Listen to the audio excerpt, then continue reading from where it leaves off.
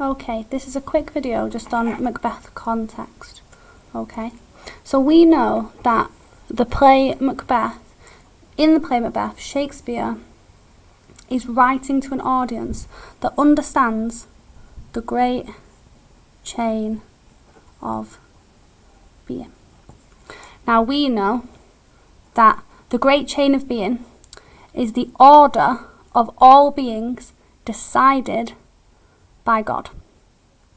And what that means is that God is the most superior being in this chain.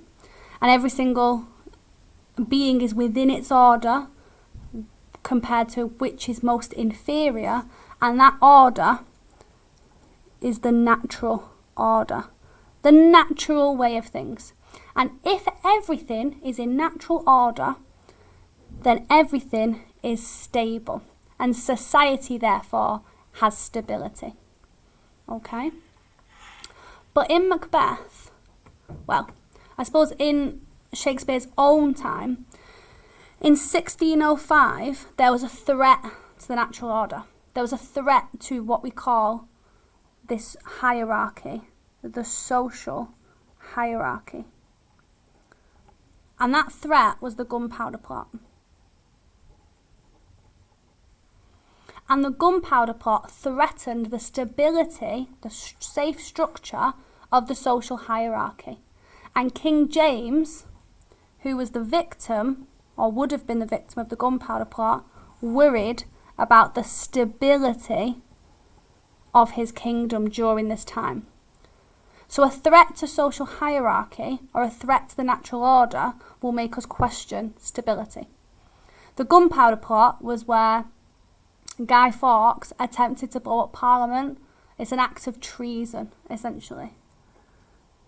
And this act of treason against the king threatened the social hierarchy and made us question the stability in society. This is reflected, this real life story is reflected in the play.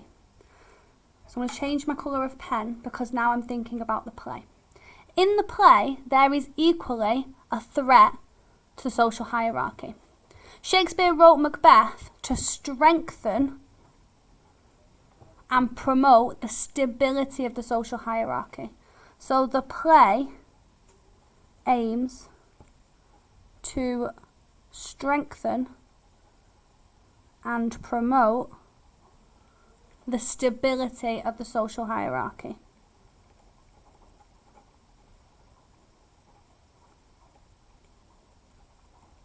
And that is why he introduces a threat to the social hierarchy. So the threat to the social hierarchy are those transgressive forces in the play. Now the transgressive forces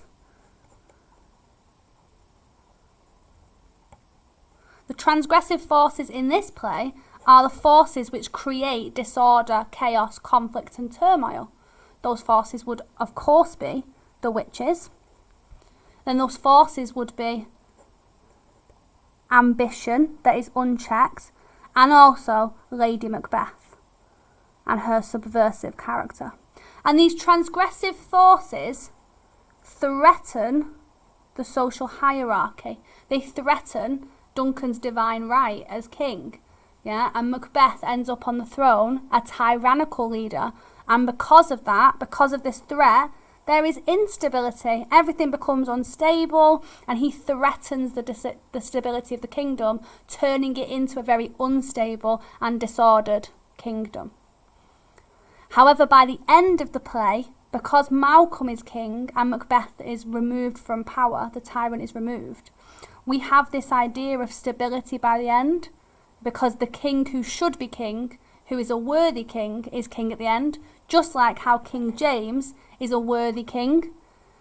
And it's interesting that in this play, Banquo is a direct ancestor of King James. So this play directly reflects the real life story that was happening for the 1606 audience of Macbeth.